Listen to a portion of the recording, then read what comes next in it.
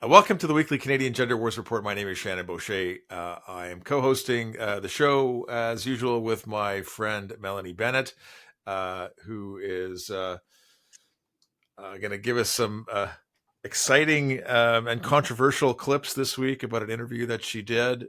We've got every week. I think it can't get busier and more wild with the Canadian Gender Wars, and this week has again trumped them all. We have a number of things to cover. I had a conversation with Barry Neufeld this morning. Barry, former school trustee from Chilliwack, BC, who's in court again. We are going to talk about Anne Andres. Anne Andres is a male powerlifter who identifies as a woman. And April Hutchinson from London, Ontario originally. April is a female powerlifter, and she's been suspended by Powerlifting Canada for 2 years. Eva Kurilova, a friend of the show from Calgary, along with Duchess Elle, at Duchess Elle on Twitter, and Jack Decker, met with Premier Danielle Smith yesterday, I think. This is really fresh. Yeah, really new. We've got Children's Hospital Foundation of Manitoba with the wildest ratio I've ever seen on Twitter. And the WPATH files. Now, we hinted at the WPATH files last week. We completely ran out of time. It was just a hanging. It was left hanging as a rumor. But we've had some releases from the Genspect conference this week. A presentation by Michael Schellenberger, and it has a huge Canadian implication. Again, another friend of the show, Mia Ashton, who has been working on these, and we're expecting big scandal to break on WPATH in the coming months. Melanie, what's going on with you? We got some new stuff. Yeah, well, there has been quite a lot of pushback after the Genspect conference, and I got the chance to speak with Julie Mallot in a long-form discussion that we'll be posting soon on this channel, so we can watch a small clip from that discussion that we had. We go into some detail about lots of different topics. We definitely didn't shy away from the controversial in that discussion. But before we talk about any of those things, we did forget last week to talk about the end of WPATH, which, as you said, was a rumor last week that Michael Schellenberger and Mia Ashton and a bunch of other people were or had obtained some communications from WPATH, and apparently they were so horrendous that they named it the end of WPATH, because they believe that these communiques, these emails, this information would essentially prove that WPATH is not in fact a medical organization, but an ideological one with other purposes. Did you get a chance to watch the Genspect release or the video with Michael Schellenberger? I did. Absolutely terrific. If you don't have it bookmarked, viewers, if you don't have it bookmarked, it's really worth having a watch. Michael Schellenberger is an author. He is the founder of Public, which is a Substack page, a very, very popular one. He's also a well-known author. He wrote San Francisco, How Progressives Destroy Cities, and a number of other books. And I learned a new term this week from his presentation, leftugees. That made me laugh out loud. It made me laugh because I'm a leftugee for sure. And I think a lot of other people working in this area are. And it was really great because I know Mia fairly well. We've known each other for a couple of years. We've collaborated on a couple of projects and like close enough that we're going to have a drink on Monday night with some other gender critical people and people working in this world. And we'll get some skinny from her. But Michael Schellenberger said, look, like 90% of this effort and credit deserves to to go to Mia Ashton for the work that she's been doing. And she's just been on a fantastic rise from, I think, starting as I believe she was a founding member of COSBAR, and she was their spokesperson for a while. And then she moved to Post Millennial, and she's had incredible pickup on her tweet threads. And Michael Schellenberger scooped her up to um, give her a platform big enough to communicate to more people with her terrific work. So very, very exciting stuff coming about WPATH, and I might be able to share more next week. I actually we had some DMs this a couple of days ago, and if I could find my mouse cursor, I might pull up our. She Well, said I could. what'll be really exciting with this release, I don't know when it's going to come out. I imagine it's going to be some time, because Schellenberger in his talk had mentioned that they were in talks with the mainstream legacy media, so like the New York Times, for example, Yep. to provide them with the information that they had, with the communications, WPATH communications that they had, and to make sure that those large publications would have the time to assess the information, digest the information, and then see what they published. And it was I think that's going to be interesting too, if they can get that out as widely as possible, because it'll be interesting to see the different viewpoints from that information. Now, they did in Michael Schellenberger's talk, they did show some stuff that we weren't allowed to see. I think you had to be at the conference to be able to see it. So I don't know what they showed, but I imagine this is going to be quite juicy. I mean, we've had a little bit of a flavor of the types of individuals who are behind WPATH. So I imagine it'll be quite chunky. Yeah, well, the DM little exchange that Mia and I had yesterday, she said there's things that I can't share, but she allowed me to quote on a couple of things. I remember when I invited her to join a meeting with Lisa Littman and Lisa Marciano, got to be a year and a half ago. This was before her post-millennial days, and we were both kind of starstruck and really humbled by meeting these courageous people who've and she's just gone on to great things. She said, "No one's more shocked than I am about the scale at which I'm being deployed." I thought I was writing a think tank report that no one would ever read. Well, no one outside a handful of turfs anyway. And now Michael has declared war on WPATH, and I'm leading the charge into battle. We had a conversation, uh, she hadn't started with Michael Schellenberger yet, and her and I had an exchange, and I said, "Look, you're the perfect weapon. Why are you doubting yourself here? You have all these great attributes and characteristics, and you're being called because you're talented and smart, and you're it." And so really proud of Mia and thankful. I mean, she's in a region around me, close enough that we see each other once in a while. Yep, Well, awesome stuff. according to this league, she is it. She absolutely is it. And I am on the edge of my seat, and I cannot wait to see what comes out of that. And I truly expect that the world will be shocked by what it sees. So I can't wait to see what happens with that.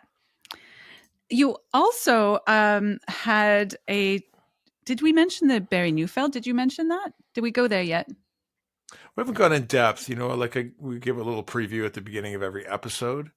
And Barry gave me a call this morning. We speak periodically, and I have some connection to this case. So Barry's no stranger to court. And he was sued by a man from Chilliwack who had some, and Barry won the case. This man ended up being the common law partner of Carin Bondar.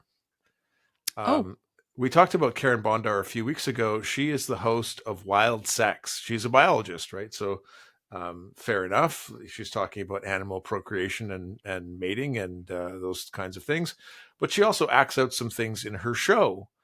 And Bondar has mimicked fellatio on a microscope, which seems kind of strange, has appeared naked in videos. For her wild sex show, she was like swinging on a giant wrecking ball a la Miley Cyrus. And she has, I haven't seen the images myself, but has acted out, when Harry met Sally moment, writhing orgasm, portrayed in her show. And during the school trustee election campaign, so Bondar ran last fall for school trustee in Chilliwack, and Barry referred to her as a striptease artist, which like she's sexually provocative. Anyway, Bondar decided to sue, and I hosted Barry last fall when he came to Ottawa for his Supreme Court hearing. Picked him up from the airport, and we had a reception for him at my place and had some lunch. And while we were together, he got a text that Bondar was suing him for defamation for calling her a striptease artist. And this was made the newspapers in Chilliwack, and it was part of the election campaign. And Bondar won her seat, and I think out of all the candidates had the most votes. So she sued him for defamation. They were in court this week. The trial was scheduled for 6 days. It's going to end up being 6.5. Bondar was on the stage on the stand for 13 hours, which would have been over a couple of days. And it was similar to what the Barbara Finley sort of tactic and scene in the Amy Ham here, where there was constant objections to the lines of questioning that Barry's lawyer was making. This was in person in court.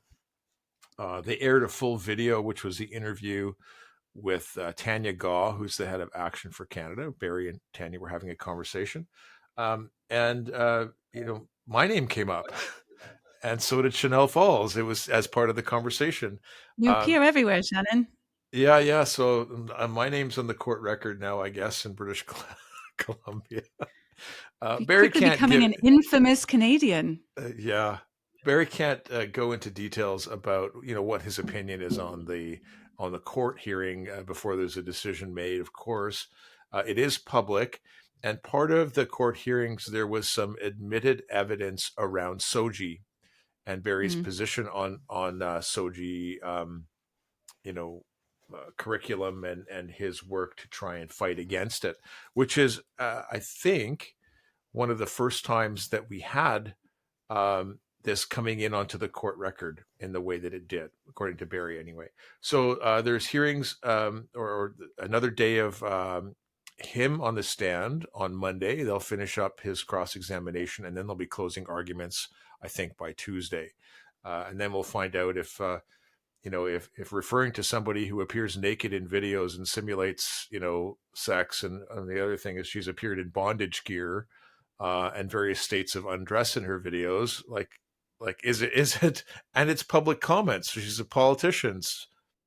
I feel like this is curious because if your shtick is to be provocative, in a sexual manner, and you get upset when someone says that you may be a striptease artist, the curiosity is why. I'm just wondering why that would be offensive. Why do you feel that you need to go to court over that? But once you have gone to court over that, the interesting thing to me is that this Soji stuff then gets put on the record and then gets discussed in a court on the record. Again, like you said, like the Amy Ham case. And so in some respects, in the grand scheme of things, depending on what they covered or didn't cover and how that was handled, could actually be handing us a winning card here. So yeah, it'll be interesting to see how that develops.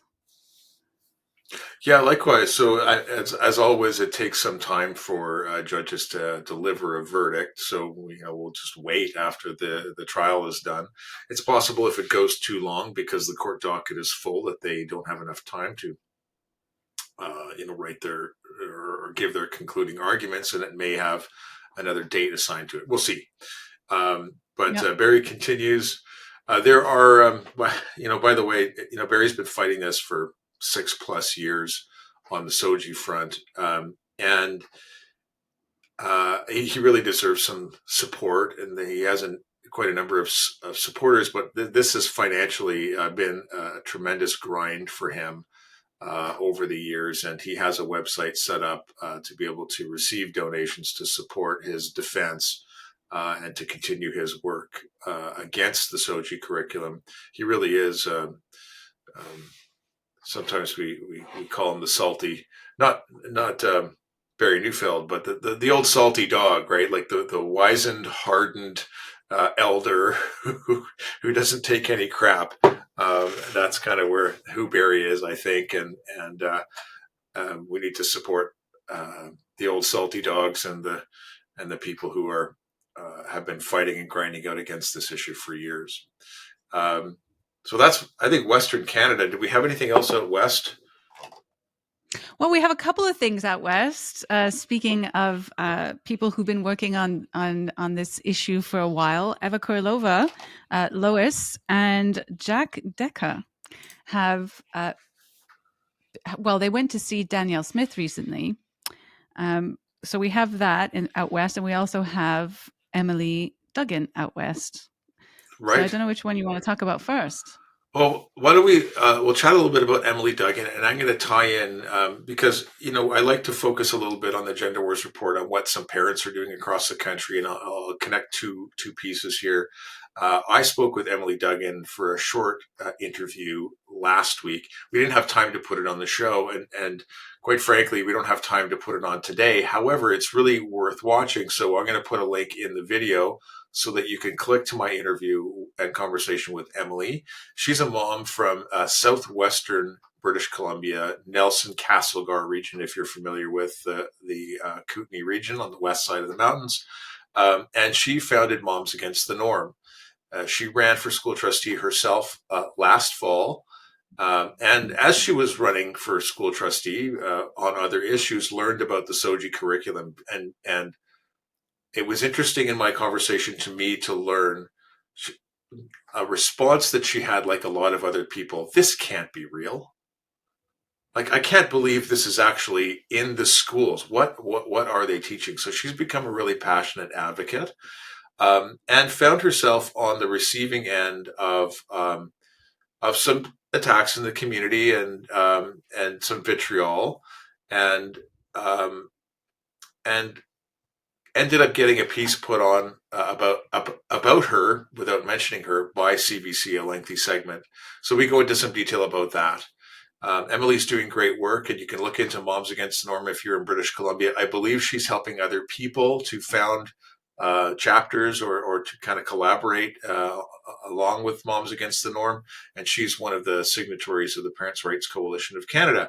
Now, segueing to another active parent who ran for school trustee, this one in the Waterloo district, Christina Bairos Fernandez.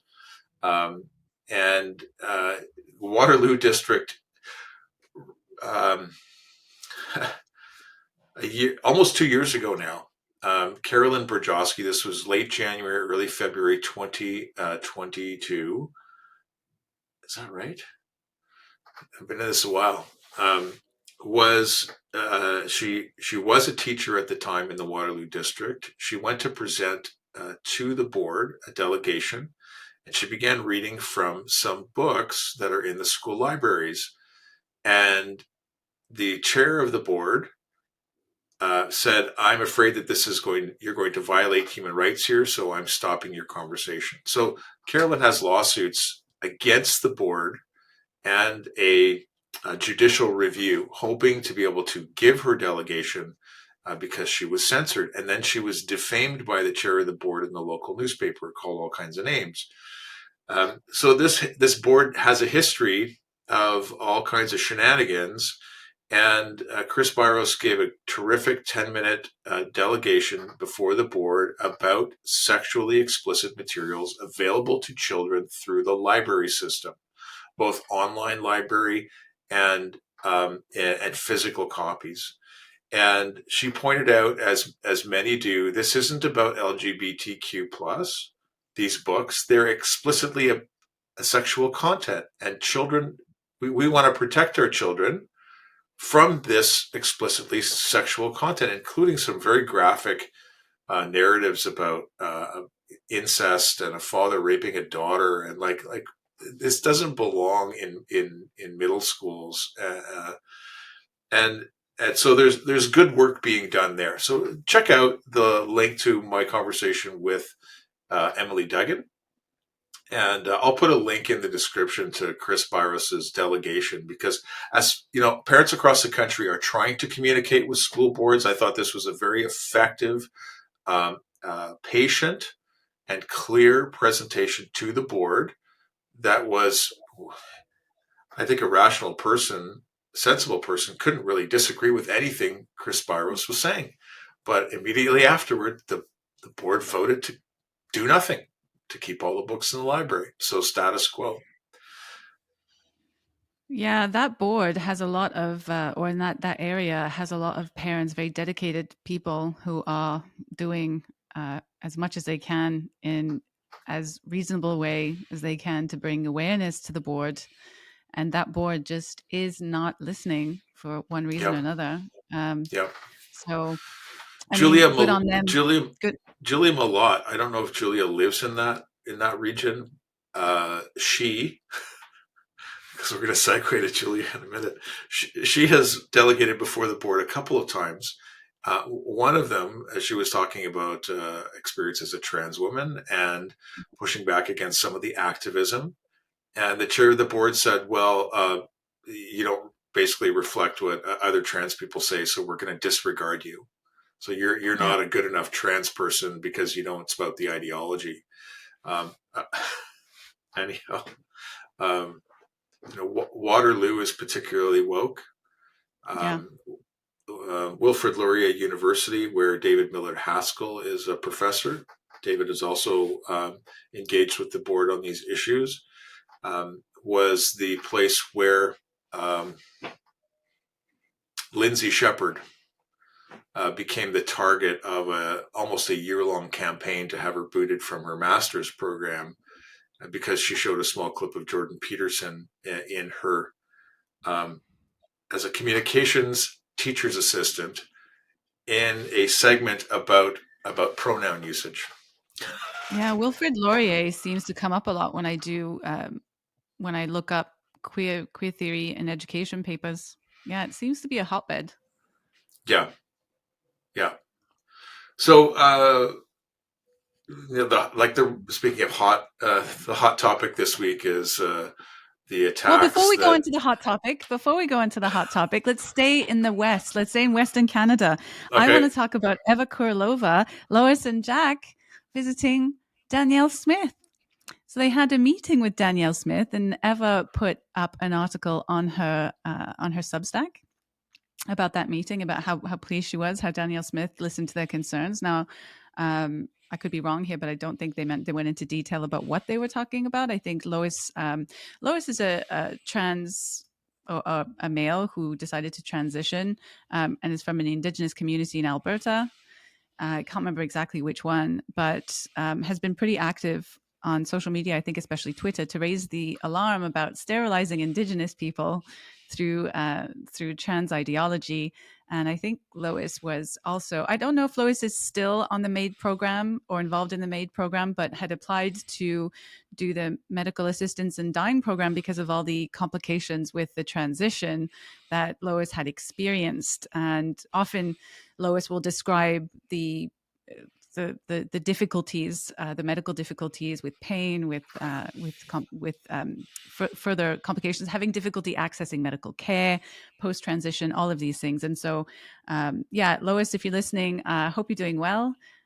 You seem to be doing better recently, certainly now with being able to share your story with Danielle Smith. But apparently Danielle Smith was able to patiently listen and ask questions. And Jack was also there. He's from Northern Lights Alliance, which is a lesbian, I think it's a lesbian, gay, bisexual org, and I'm going to have an opportunity to speak with Jack tomorrow and get more information about that, ask lots and lots of questions about the efforts, and also the meeting with Danielle Smith. But am I missing anything on that?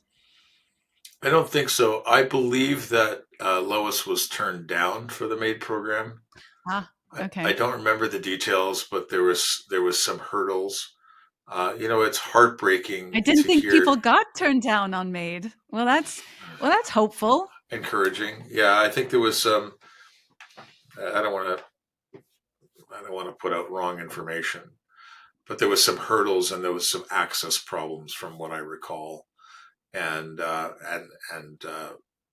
it's on hold. Let's say. Um, Okay. yeah, I find it very sad and tragic that Lois is dealing with the kinds of health problems that she is, um, because of this ideology. I'm going to refer to a tweet by Barbara Kay from not long ago, 3 or 4 weeks. Barbara Kay, and Barbara Kay is a journalist, and she made a reference. I don't know what the study she was referring to was, but it was 18.5% or 18.8% of children being transitioned are Indigenous, and Indigenous people are only 5% of the Canadian population. So this is, Lois makes an important contribution in her efforts to raise awareness about this, and it's heartening to see that she's had a chance to talk with the Premier of Alberta, who has been slow on the uptake around gender issues, um, even as a conservative. Um, so we hope something comes from this.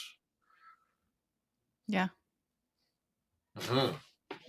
I think out west too, like Anne is Anne Andres from Alberta, the power lifter. Oh, I don't know. That's a good question. I wrote about Anne Andres back in February, in the Woke Watch Canada Substack, and I had a lot of fun with the article. It was the title was "Heavyweight Weakling with Unstable Identity Steals Women's Podium Spot in National Powerlifting Competition. Can't be Yeah. moved to fair play." Uh, this guy's a jerk.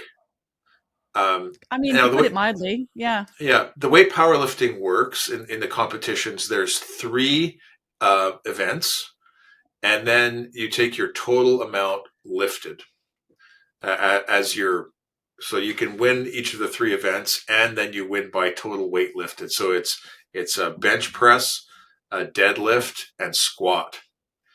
And if I remember correctly, Andres lifted between 1,050 pounds and 1,100 pounds combined.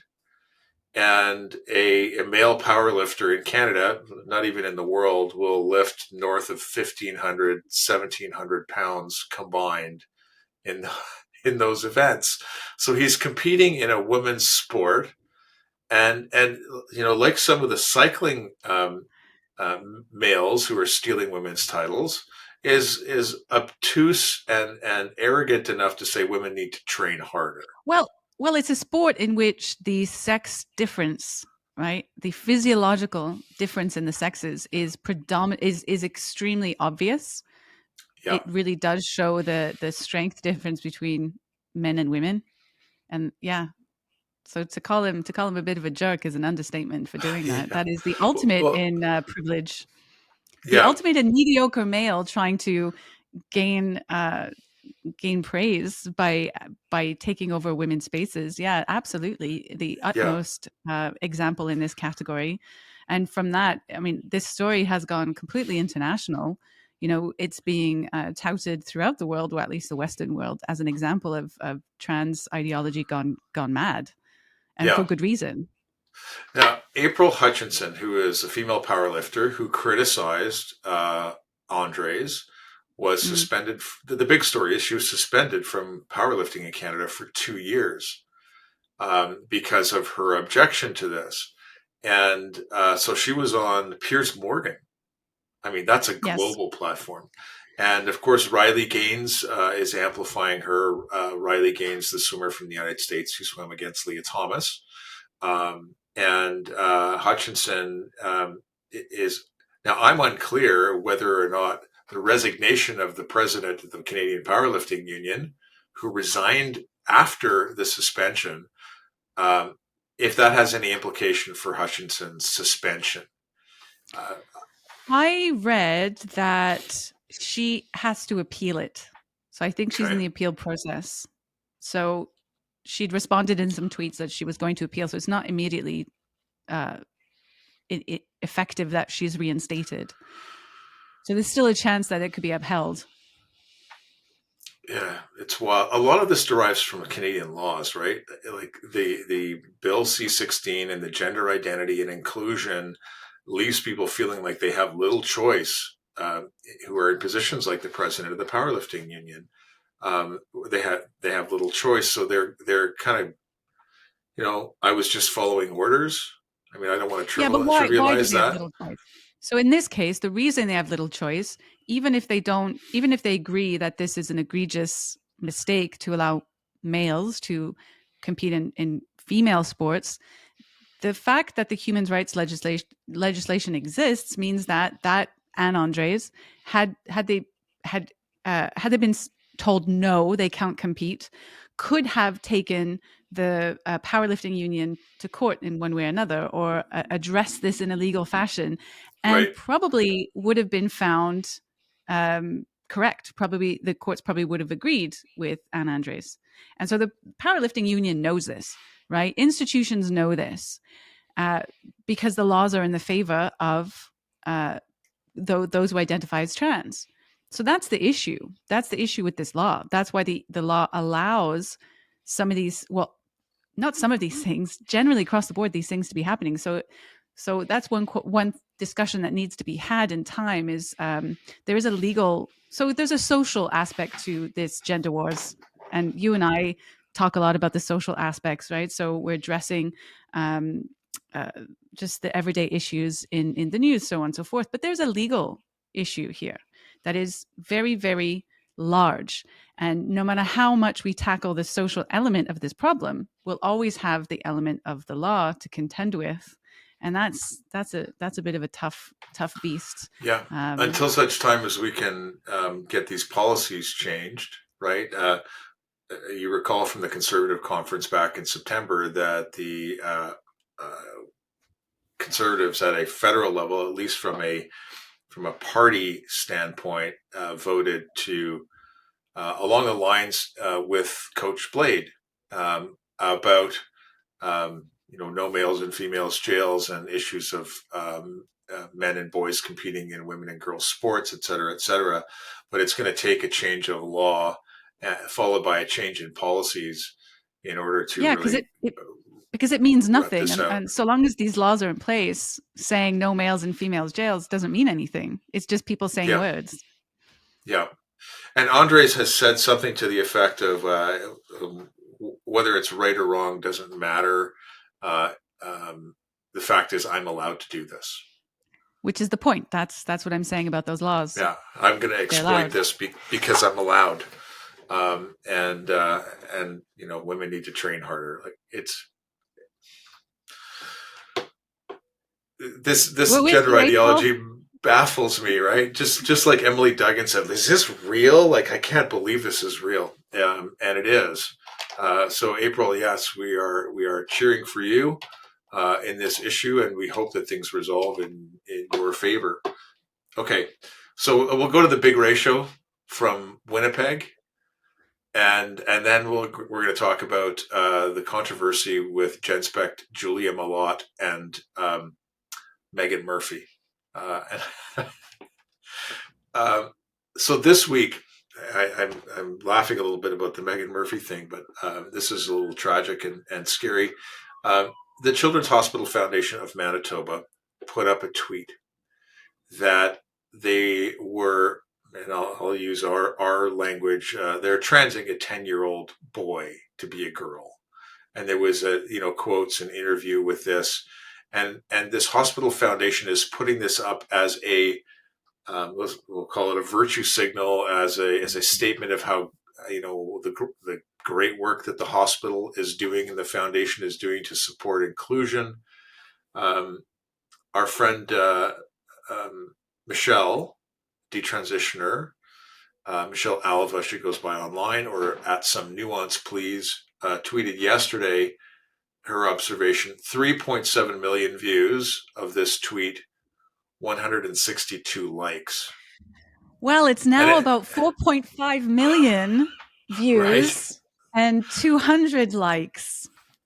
I there were checked. thousands. I think there was 3,000 comments. At one point, they turned the comments off, Yeah. and then they turned them back on for some reason. Well, these examples, they get me because, oh, sorry, finish your thought. No, I'm finished. I finished it for you. Well, these things get me because, we keep hearing over and over and over again, this they're not transing kids. What are you talking about? They're not doing that. There's no medicalization for children. It's just a social transition. They're just changing pronouns. There's no harm. You hear that all the time. You hear it from the schools too. The schools are saying this. So, I wonder if those individuals who really truly believe that this is not happening, I wonder how they react to stuff like that. I wonder if they're just not looking. Well, the first step is it's not happening, and then when proof is presented, of which there is ample evidence for these things happening, then the response is, well, of course it's happening. It's a good thing it's happening. Yeah. It's just the narcissistic reframe. Yeah, but not every. I'm just going to push back on that. We throw around the term narcissist a lot. We do. We really do. But not an entire nation, or a lot. There just can't be that many in the world. And maybe I'm fooling myself. Maybe there are. Maybe Canada is teeming in a sea of narcissism, for all I know. But I just hope that reason and rational thinking will take over at some point. And some people who maybe are on the fence or don't really follow a lot of these issues, who might not know a podcast like you and me, the average person who goes to work and goes has picnics with their family, I hope that they come across these things, and they go, oh, that's a bit weird. And then maybe turn on to the fact that there's some pretty horrific things going on. So yeah, I'm glad it had a ratio like that. I've never seen a You, ratio like that. yeah. You said they turned the comments back on. I didn't really go back and have a look. Is there anything interesting in there? Uh, well, I mean, there's 3,000 plus comments. When I first clicked on it a couple of days ago, it's the usual, sort of. There's Twitter activists, and then there's real life activists who are on Twitter, and Yeah. and it was the the chorus of people that I follow commenting on this and retweeting. It's been retweeted many times with comments, and I didn't scroll down very far to find out if there was anything positive that people had to say. But usually when people, so this is the thing about a Twitter ratio. I mentioned this before, but if you're not on Twitter and you're kind of new to it, or you use it casually, a ratio is when the number of comments outnumbers the number of likes, because people in outrage, which is something that motivates people, will comment to things that are disturbing to them and that they're critical of, and they won't like the post. So if the post has 50,000 likes and 200 comments, that means everyone kind of agrees that this is a thing and it was inspiring or motivational enough for everyone to like. But if it's the other way around and you have 4.5 million views and only 200 people liked the post, it really says something about, especially when there's thousands of comments, just what the public is feeling about this. Yeah. So Twitter, the outrage platform. Oh yeah, we got some outrage. And speaking of outrage on Twitter, Genspect had a guest, I self-proclaimed autogynephillic AGP male at the conference, and had some other trans people there. Calls itself a trans inclusionary organization, so that was not, unexpected. I think that would be to be expected. And there was a bit of a backlash because of some photographs afterwards. Now, I had a very interesting discussion with Julia Mallot, who is a trans woman, trans identified male, who went to the conference as well, and had some of the backlash directed at her. So how about we play? I've got a 10-minute clip from the discussion that we had. How about we play that now? Yeah, I really wanted to talk to you, and thank you for joining me, because there's been some things happening pretty much online, but I've seen them happen in real life too, that concern me. They concern me about a certain element, I guess, of the gender critical movement. So after Genspect, there was some controversy over Phil Illy and the manner in which he was dressed, having been a self-admitted AGP. And a lot of that spilled out onto you as well. And what I read is a lot of comments that were, as you described, dehumanizing, framed in a way that was just pointing at reality, or, just calling someone out, or, putting you in your place, basically. From a lot of people who, in my opinion, demand respect, and rightly should. They should demand respect, because women should have their own spaces, and there shouldn't be males in female sports, etc. So there should be some respect there. But demanding respect whilst being, in my view, completely disrespectful. I don't know. So I wanted to have a conversation with you about it, because there's just been a lot of comments. How I mean, putting myself in your shoes, that wouldn't make me feel great. I mean, how is that for you? It's been okay. There's been a lot of comments. There's been a lot of thoughts coming out on Twitter over the last 5 or 6 days.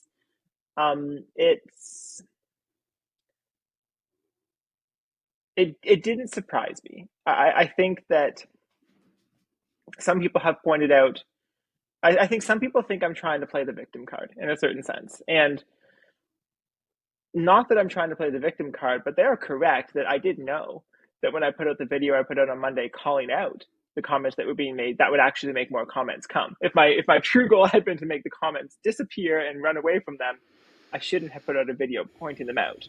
I did that because I wanted to raise attention to the fact that these comments were being made. What's concerned me about this whole thing is that Genspect is framed as an environment that is trans inclusive. The narrative that Genspect puts forward in their literature and on their website is that they're an organization who has concerns with the affirming only care model, and that they want to be a place where multiple voices can come to the table, where different options are available, where some people might choose affirmation, but other people might choose psychotherapy, and that both can be allowed. And that's what their literature says. And they say right in there that they have no tolerance for any sort of contempt and disdain towards transgender people. And what I noticed through my Genspect experience before the conference, at the conference, and after the conference was that that is true of some people. Just like the larger gender critical movement, there are absolutely people who have gender critical views who that's the world that they want to create. But it is also a place that attracts a lot of people who have a much more hardline perspective on the existence of transgender people, or I shouldn't say existence, but the being able to be transgender, or at least for people who are on the men presenting as women side of it, or at least for the men who are presenting as women who do not pass. And for me, that was really the distinction that kind of rang loud and clear for me, was that this is not equal in terms of how it's being handled. There is a really strong sentiment among some people to be upset with the gender nonconformity. And as you mentioned, Phil kind of made that loud and clear, because Phil calls himself a man. Phil uses he, him. Phil says, I am a man who is wearing a dress, which means if you have a problem with Phil, you have a problem with a man wearing a dress. And maybe it's the kind of dress. Maybe it's what he said about himself in his book. There's lots of things you can say about it, but nonetheless, that is what you're having a problem with, which was a new discussion we've had, because I think a lot of the previous discussions have been people accusing transgender people as being a man in a dress, and then trans person themselves says, well, I'm not a man in a dress, I'm a woman. And then it goes into the language conversation and it kind of derails, but still it's very clear. He's a man in a dress. I mean, I think to be fair, like I'm going to be fair or try to be as fair as possible. My understanding of that particular pushback was about Phil openly declaring that he is AGP, and that by being AGP, it wasn't just that he was wearing. I think to be fair, it would have been even if he was wearing. They said that he was wearing inappropriate clothing or obviously sexualized or fetishist clothing as an AGP, which was the problem, not that it was gender nonconformity. And I can sort of understand where people are coming from, I guess. But my personal view is I think they would have felt the same had Phil dressed more conservatively like you, simply for the fact that he said that he was AGP. But a lot of that, and the reason I'm saying that is because I want to bring it back to you, because a lot of that spilled out onto you. So you and Phil could not have been dressed more differently. Phil is obviously, I think I read somewhere that he does circus arts and, he's kind of a bit more out there. And so his dress sort of matches, I guess, that personality type. But you're much more conservative. You dress very modestly. And you received a lot of comments about accusations of being AGP, accusations of you being women's spaces, just a lot of talk about your face and your hands and just nastiness, a lot of nastiness, right? There was also, I guess, an attempt at trying to say, well, they're just trying to make sure that you don't use female spaces, but there was just a lot of what I would call a lot of very bad faith, negative assumptions made about you. Now, I've got to know you, and I don't see those things. You and I have had our disagreements, right? We don't agree on everything, but I wouldn't say that you're this predator that people should be wary of, and yet you still received the same sort of pushback, right? You still received the same sort of comments about your dress. So I'm not sure that it would have been different had Phil been wearing more conservative clothing. Do you? Well, it's a good question in terms of what he said about himself. I struggle with some of the comments. You're right that people have had the narrative around the fetish side of it and the attraction to wearing the clothing side of it. I guess I can't relate to that, but I'm not quite sure the extent to which that matters insofar as we never know what's going on in someone's head, right? There's some man who is just as a man out there feeling strong sexual feelings for any reason. I mean, that is life. That's how it works. And we hold people accountable for what they do. We don't hold people accountable for what they think. So in that sense, I'm not sure how people would have reacted, but I do think you're right when you mentioned me and said I was very different in that case then, because I am not AGP. I have none of that stuff out there. And I dressed very conservatively, as you said. I wore the same stuff that I wear to work. Because my goal was not to stick out. I am trans, so in a certain sense I do stick out, but my goal was not to stick out. My goal was just to blend in and be there and do my thing. The way it kind of went down for me, I was actually right next to Phil when that photo was taken of Phil and Laura. And I kind of stepped back a bit. I probably could have gone in if I'd wanted, but like, I'm going to be in this photo too. But just the way it was playing out, I'm like, I don't think I want to be part of this photo. So I didn't. I kind of took a few steps back and let them do their thing. And then afterwards, the individual, we were chatting and she took my photo and posted it. And you're right, people got very, very upset. And I find it interesting. I've spent the best part of 2 years deeply, deeply embedded within the gender critical crowd. And what I found from that is that there are many different gender criticalities. And that shouldn't surprise us, right? Like any movement, anything we call a homogenous group is not a homogenous group. It has different undertones and different thoughts that are all blended together. And for me, two broad categories that I've identified within gender criticality is those who are gender critical because they have concerns with some sets of policies or ideology, but who, broadly speaking, do not have an issue with the idea of gender nonconformity. these are the people who say things and mean things. Like, if you're an adult and you want to do this to your body, that is your business, it's your body. I'm worried about the kids, or I'm worried about the spaces. So they have these concerns, but they do accept the idea that we don't get to broker other adults. And then there's this other area of gender criticality who believes that we absolutely must broker that, and that we should restrict what people can wear. And that space is very curious to me, because while there's people who believe that very strongly, when you actually get to know those particular individuals, you often get people like Heather Hayne, who was disparaging me yesterday in a podcast, who was going on at the early part of the podcast about how much of a tomboy she was and how much she always wore the boy clothes and liked it. And her and Meghan went back and forth about why boy clothes are better because they're more comfortable and they're more functional. And then they proceed to derail and say, and men shouldn't be allowed to wear women's clothes. And it's an odd position to hold, but I've noticed those kind of two distinct groups in the gender critical space. So, Shannon, I didn't get your thoughts on this. Well, I've talked with Julia a bunch of times, and I followed her work. She has a platform, so she's a great communicator, and has been able to kind of navigate a sensible middle in this conversation, calling out the extremes of gender ideology. She ran for school trustee in Waterloo, maybe. If I'm not mistaken. As I wouldn't call Julia, put her fully in the category of gender critical, but certainly critical of gender ideology in school, and an objective of bringing some more nuanced conversation to the topic. Julia has delegated to numerous school boards about trans issues in school, including washrooms and books and libraries, and various things that schools think is appropriate.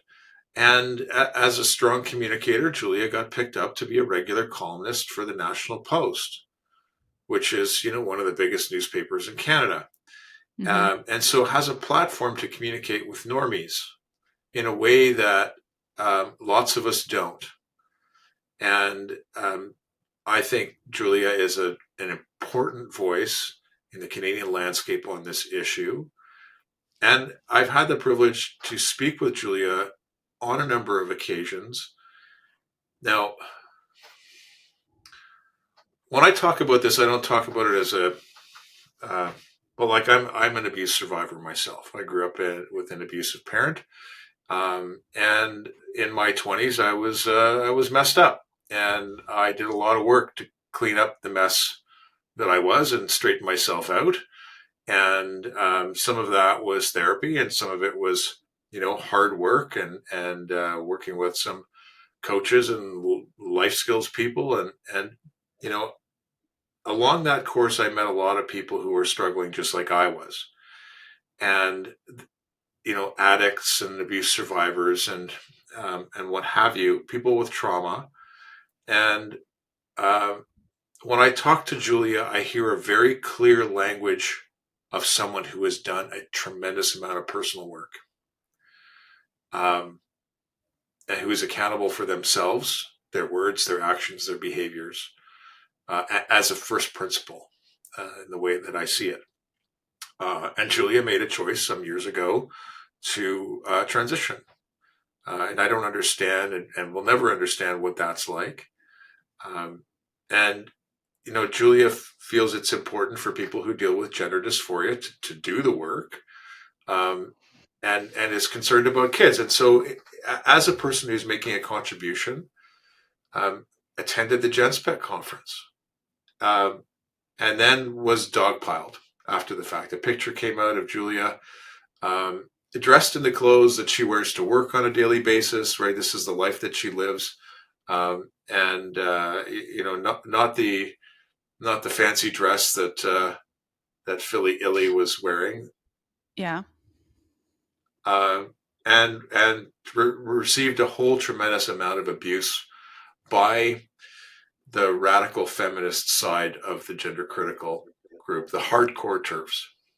Well, I want to point out something that I think there was a pile-on from radical feminists, sure, but there was also a lot of very derogatory messaging towards Julia by people who are not feminists at all. Predominantly women, there's no doubt about that. Yeah. I would say probably 90% women, but not just radical feminists. You would have just regular parents, maybe more conservative-minded women as well, who don't consider themselves radical feminists. So I think a lot of this, let's be frank, my opinion is hatred towards men, because both Julia and Phil are men and they live unconventional lifestyles, or in a feminine manner, because neither one of them say they're women. Neither one of these individuals claim to be women. They don't require people to call them she, her. I think both you and me, Shannon, do it just because we don't care, but not because it's required. And do all the things that they're told they should do. So, they, I think, don't access women's bathrooms, for one. I don't think they play women's sports, but, they're trying to be respectful, whilst living the lives that they want to lead. This really upset me, and I really wanted to have a chat with Julia, because when I entered, I guess, the gender critical game, I heard a lot about how, well, adults are adults. That's a whole other conversations. Adults are, we're not transphobic, and we can respect adults if they want to transition, and so on and so forth. And there is a predatory aspect of the trans ideology. No doubt about that. And that conversation does need to be had. And there are horrible people on the queer activist side. We talk about them all the time. But it doesn't mean that every single individual is that. And I think what this week showed is that it doesn't matter whether someone is wearing funky clothes or modest clothes. The mere fact that it is a male who is, I guess you could say, appropriating or wearing female clothes, that's the problem. And I know there's been a lot of denial about that problem, saying it's not about gender not conforming. It's not that we have a problem with men wearing dresses. But I'm going to argue that I think it is. It is. Yeah, the famous tweet by J.K. Rowling that really, exploded a couple of years ago began with dress however you please, right? But here's a boundary. And apparently for lots of people, that's just not true. Like, well, you're not allowed. The argument is that I've heard, or I've read, because it's mostly online, although you and I have both seen this manifest itself in real life as well. So it's not just online. This stuff does manifest itself in real life in a very threatening manner, I might add. But the argument is that an AGP, which Julia says that she's not, and I have no reason to think otherwise. I don't think Julia's lying to me to pull the wool over my eyes. But the idea is that an autogynephillic male gets sexual arousal from dressing in women's clothing. And therefore, any male who's trans, who's AGP, who's not, basically anyone who's not a homosexual transsexual, which is the other Blanchard typography, right? So if you're a heterosexual male who wears a dress, then you are autogynephillic. And an autogynephillic man in a dress inherently is experiencing sexual arousal and is forcing other people to participate in his sexual fetish. And that can be true. You do have some males who take this to the extreme, who will go in females' toilets and pleasure themselves. And you do have males who cross the line very, very distinctly. So I'm not undermining the fact that this exists. Without a shadow of a doubt, it does. But I'm going to make a couple of arguments, is that that's not the case for everyone, right? That really, really isn't. Phil, I would say both Phil and Julia were perfectly respectful. They're following the rules that were laid out for them, and they're still being attacked. But also, when you create the purity test, right? You cannot wear a dress. That is a woman's thing. You cannot appropriate women's clothing. That is a no-no. We do not do gender nonconforming. Women can wear trousers, but men can't wear a dress because you have a sexual fetish. When you do that, and we create an environment where it's okay to become very authoritarian about this, the autogynephilia is still going to exist, right? When you say, just do it in your bedroom, just do it in your bedroom. Well, that is still going to exist. And if you create an environment where we cannot talk about it, where we cannot discuss where the boundaries are as a society, with those who are willing to talk about it and willing to work with you, right, and be influential voices in that, when you're not willing to have those conversations, you are going to make the problem of the predatory behavior worse, because those who will have those behaviors are not going to engage, right? You are shutting doors. And I feel like one of the things that gets lost with this radicalization is that it is counterproductive for the kind of progress that we're trying to have. And what's the progress that we're trying to have? We're trying to protect women and we're trying to protect children. Yeah. Right. And by cutting out the reasonable voices and calling them names and vilifying them, that those who would be the reasonable voices aren't going to be, or they're definitely going to be put off. Yeah. So it's counterproductive. Yeah. This really exploded, I think. Julia was receiving vitriol and abuse following the conference. And then earlier in the week, Meghan Murphy did an interview with Heather Heying. Heather, co-host of the Dark Horse podcast with Brett Weinstein. And like, I really like Heather. And Meghan shared a part of the letter, that kind of an open letter that Julia had published, to Genspect. And I read the letter in its entirety. The accusation or the suggestion, and Chanel made this comment, tagging Meghan Murphy, that, hey, wait a second, like, you don't know this person. You're taking part of a letter out of context, and then you're bashing them on your show. And you've got the wrong person here. You've got the wrong impression. You're making assumptions. And I'm paraphrasing what Chanel said. And Chanel, I'm just going to point out that Chanel is a pretty loved individual in the gender critical world. And she's a very, very well-liked individual. And she received an awful lot of that pushback too, because it's not just the men that get pushback. Anyone who defends these so-called predatory men, all men, if you defend them, you are also going to be on the receiving end of that hate. Yeah. Today, the thread is still going on. I made a comment and Meghan Murphy responded to me, and that turned into a whole downstream. There's still, like, every hour I've got the 20 plus notifications on my Twitter, and it's just this one thread that's kind of on fire.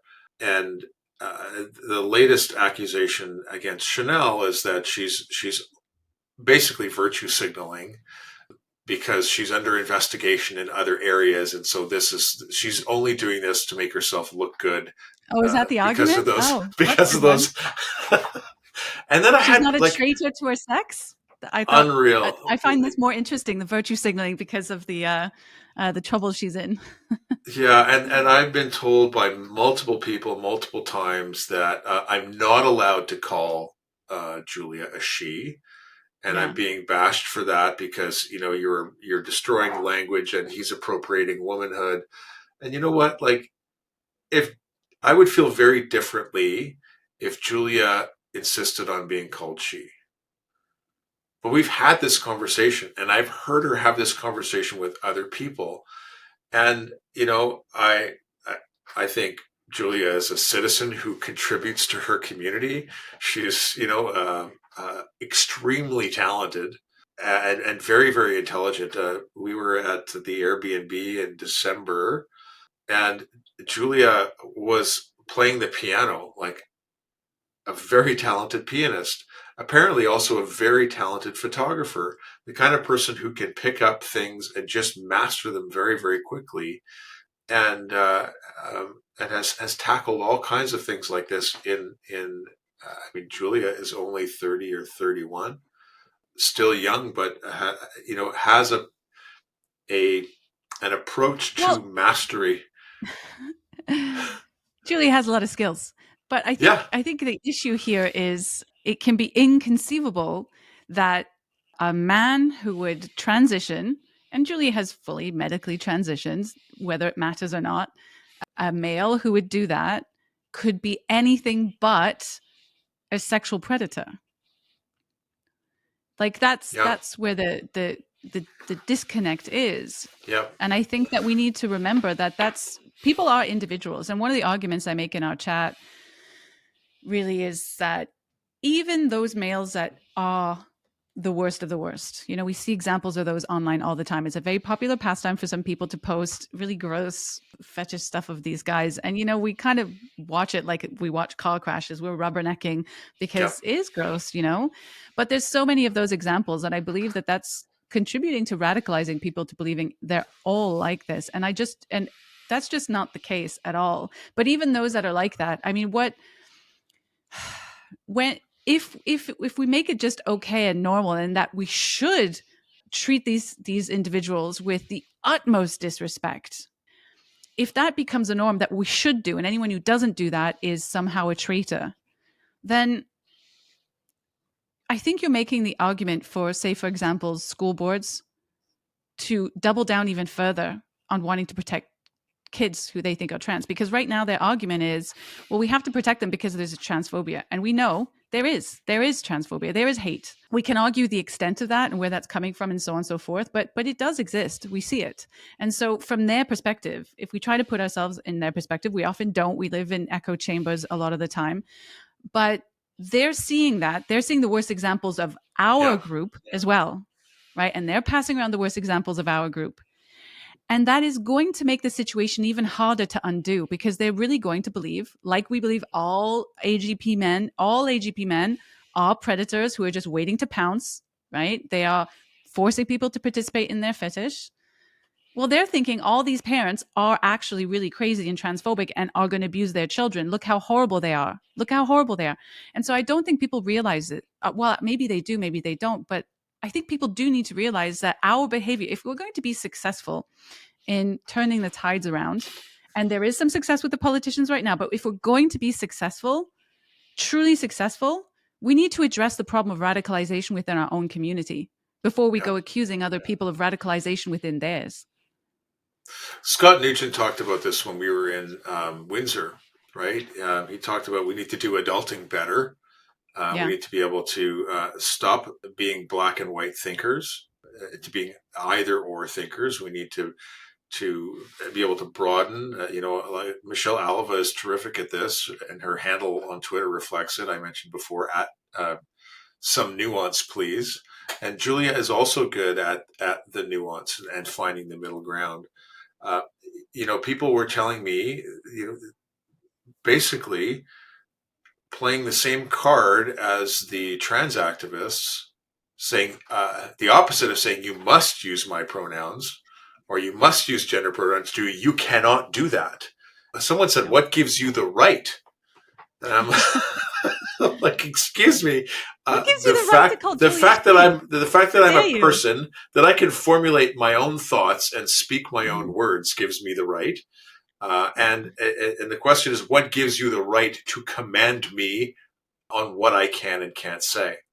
Yeah. Well, Julia mentioned in our chat that we're used to, I suppose in the past, before wokeness, we would be judging people on their actions, but really what this radical gender critical, often feminist led, or very much comes from that side, even though other people are doing it too. What we're doing here is we're judging people on our assumptions of their intent. Right? So we're mind reading. We're thought criming. That's what we're doing. We say, well, you're AGP, therefore I know that you are having bad thoughts. And because I know that you're having bad thoughts, you are not allowed to do this thing. Yeah. That's what's happening here. And it's group identity as well, right? Because it's stereotyped that this is the AGP, this is the only manifestation of this, and that's how I know what you're thinking and what you're really getting out of this exercise. And it's stereotyping, and it's creating a group identity or a projection onto a group identity that you're right. To a large extent, we see many of the offenders, these autogynephilic, extremes. And I don't think we're not in any way saying that those should not be addressed. That needs to be addressed. They should be addressed. Absolutely 100%. Needs to be addressed. Yeah. But with nuance. Yeah. Yes. With some nuance, please. We'll probably take a lot of heat. And I'm still I'm almost at the point like Barbara Finley. Barbara Finley writes her name in all lowercase. because she just doesn't want to because capital letters are oppressive apparently. But I'm almost at the point where I'm going to start referring to Julia as she in capital letters, just like Barbara Finley, all my caps. response too. Like my response to some of this is like I want to double down on calling her she, even though I know Julia doesn't care. But it's really just to kind of annoy people at this point. I just like Scott says, I want us adults to adult better. Especially us that have boys. That's one other topic that maybe we could cover a little bit before ending the show here today is the effect that this has on boys.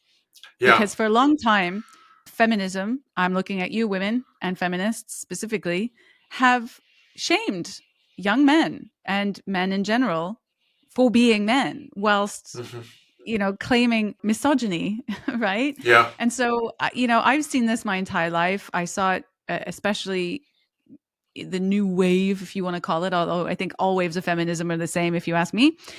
But I saw a lot of shame towards young men in the 2010s. I had a young boy. My son was very young at the time. And I did worry about the effect that would have on him psychologically as he grew older, because it did seem to be really overt around the 2010s, right? Yeah. This hatred towards men as a group, as a class of individuals.